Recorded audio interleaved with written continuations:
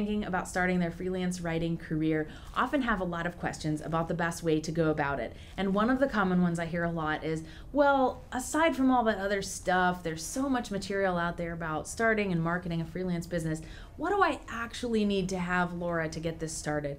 And there are different components that you need to consider, like your pitch, a website, how often you're going to market yourself, and what your brand is going to be like, as well as the niche you're going to specialize in. However, you're not getting anywhere with all of those different aspects until you have writing samples. Now, this is particularly for freelance writers.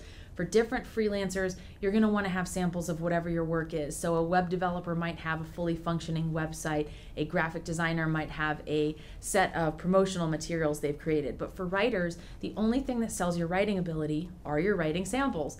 And I recently wrapped up looking at more than 180, yes, 180 writing applications for a company that I'm working with, and the vast majority of them had subpar writing samples. In fact, I eliminated most of them because the writing samples were improperly formatted, didn't have keywords, had no subheadings, were too long, weren't the type of content we were hiring for, etc., etc.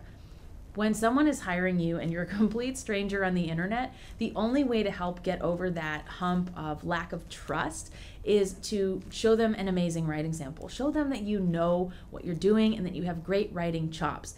The client will be much more likely to work with you if you can convince them that you're a real professional and that you know what you're talking about.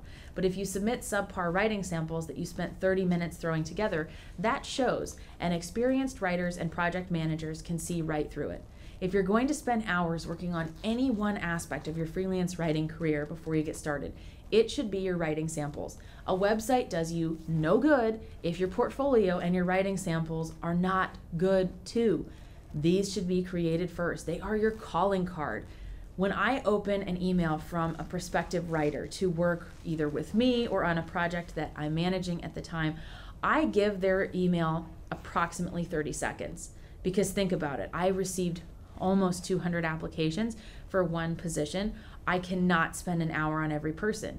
That 30 seconds is my initial review. So I'm looking at your basic pitch and I'm looking at least one writing sample. If I can spot errors in your pitch, I'm talking spelling, grammar, comma, all of it, in your pitch or in whatever writing sample I open, and it could be random, then you're not getting hired on the project. It really is that simple, because there are so many writers out there who deserve an opportunity that don't have that in their writing samples or in their pitch. So if it can't be submitted properly in the pitch before we're even working together, what are you telling the client about the quality of the writing that you're going to submit when you're being paid? They have no reason to think it will be any different. So if the writing samples are hard to open, are unclear, are poorly written, have no formatting whatsoever, or are about completely unrelated topics, the client is not going to hire you. I'll give you an example of someone who might have made the cut on that recent project were it not for the writing samples they submitted. They submitted a slew of self-help and really personal relationship advice articles.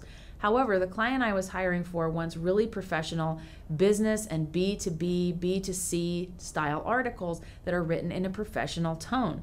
Because I didn't see anything of a professional tone, even though there was nothing wrong with the relationship type articles, that writer didn't even make it to the second round for editor review. Think about the type of samples that you're going to create for your clients and how you're going to showcase the talent that you have. You don't need to go and create a sample exactly what the client is looking for, but if you're pitching to businesses, have a business-ready sample. If you're going to be a white paper writer, create one fake white paper just so you can show the client what you can do. If you're not submitting a sample that is written well, that looks kind of like what they're looking for and has the same tone and style, they may not even give you a second chance, and you'll never know because they don't have the time to reply to everybody. So I'm sharing this in part because I couldn't reply to everybody who participated in that job application process, and many people did not realize that the big mistakes that they were making were shutting them out before they even had a true chance.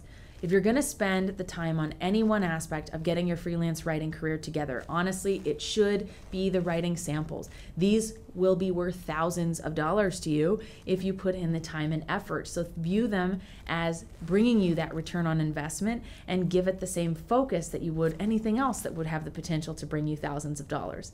I'd love to know what questions you have about creating writing samples. If you'd like to learn more about how to identify a freelance writing niche and launch your freelance writing career, check out the links below or my website, betterbizacademy.com.